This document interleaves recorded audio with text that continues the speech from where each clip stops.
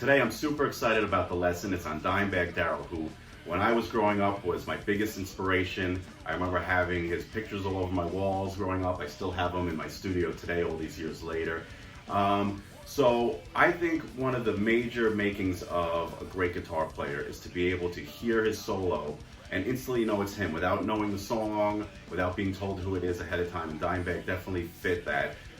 He used a lot of techniques that you could just tell was him, from his whammy bar dive bombs to his harmonics he would use to some of his bluesy licks to another technique that we're going to work on today, which I call symmetrical guitar runs. So symmetrical guitar run is just taking a fingering on one string of a scale or a pattern and then playing it ascending, descending, or mixing it into other licks on the guitar on all the subsequent strings, and following that same pattern regardless of whether the notes are within the scale or not. So what that does is actually gives you a pretty interesting sound because you have these passing tones that are in the run that are not in the scale, and that's exactly what a passing tone is. It's a non-harmonic tone within a scale that links the notes together, and what it does is it causes some tension, because when your ear hears it, it sounds wrong, but it gets resolved by playing a correct note that's within the scale.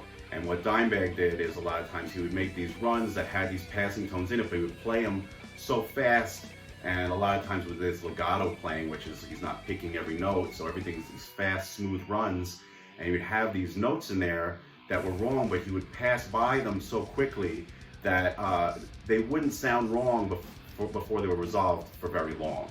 And he kind of gave these really cool, odd sounding runs. So today we're going to do that. We're going to work on one specific solo, one of my favorite solos of his, from Cowboys from Hell. He has one such run. So let's take a look at it right now, and then we're going to take it apart, and we're going to go over how he does it, and then how you can experiment with scales and finger positions and come up with your own so you can incorporate it into your own solos. Okay, so let's have a look at it now.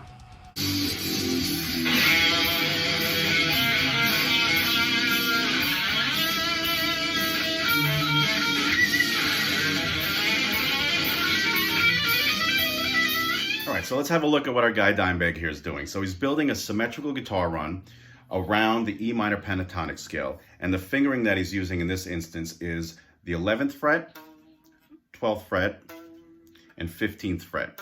So on the E string, it's E flat, E, and G. So he's playing that twice for each string, then moving up to the next string.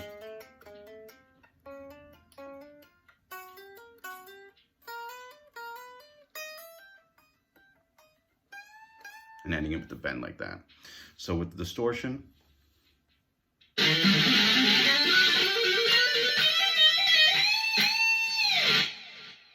okay, so again, it's 11, 12, and 15.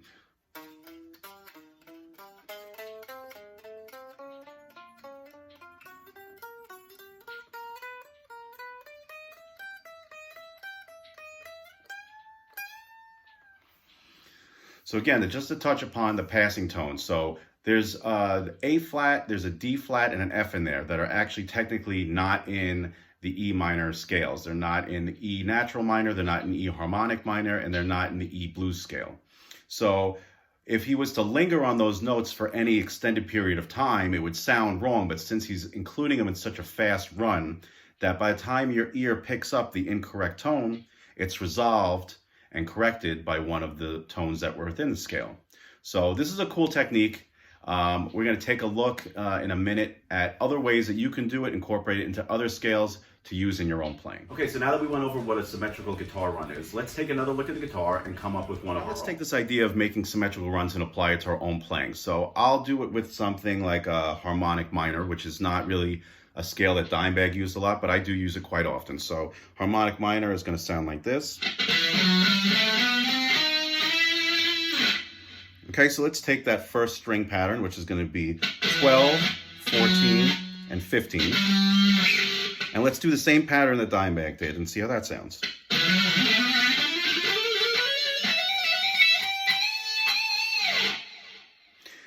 Sounds pretty cool, and it's the same theory. There's passing tones in there, there's tones in there that are not correct to the ear, but you're passing them so quickly and resolving them by playing notes that were within the scale that all it does is just add a little bit of like an exotic touch to the run. You could also do maybe like a descending triplet pattern, like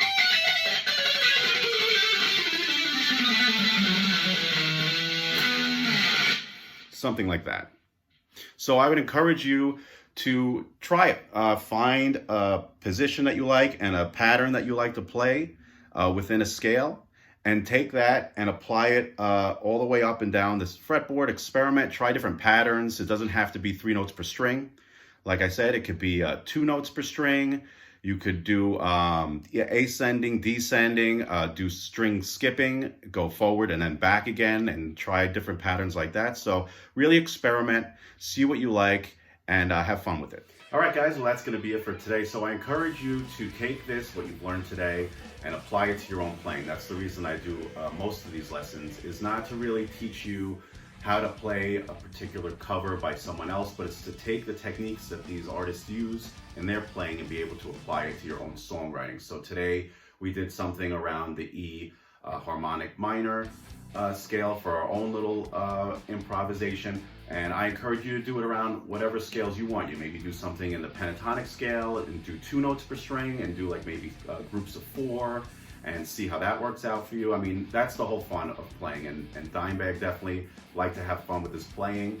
He wasn't what you would call like a highly schooled or theory-oriented guitar player. He was a lot of a field player and self-taught in a lot of ways, and he just played what sounded good to his ear. And I think that that's important, is that you play what sounds good. If it sounds good, in my opinion, it's good.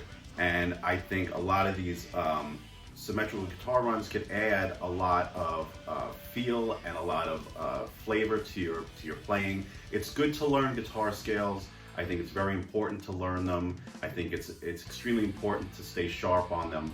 But I think that it's good to learn the rules and also be able to bend them at the same time, and sometimes break them within reason. And Dimebag did that a lot. He didn't know sometimes exactly what he was doing, but he knew that it sounded good to him. And I think that sometimes it's best not to be so robotic and stick to very strict things that you've learned over the time that you've been playing, and maybe in the beginning, just to get the basics down. But I think that as you start playing more and more, that it should be in your best interest to learn when and where and how you can bend the rules to just make different sounding and exotic sounding guitar scales, runs, even use it when you're writing riffs. So that's going to be it for today. I appreciate all of you. Thank you so much to some of you that have been subscribing and commenting my videos. Please continue to do so. If you have any suggestions for future videos, Dimebag or otherwise, other guitarists that you want to work on, or other techniques that you'd like to see videos on, please let me know in the comments below. You can also follow me on Instagram. I'll have the link after this video. And I'll talk to you guys soon. Have a great one. Bye.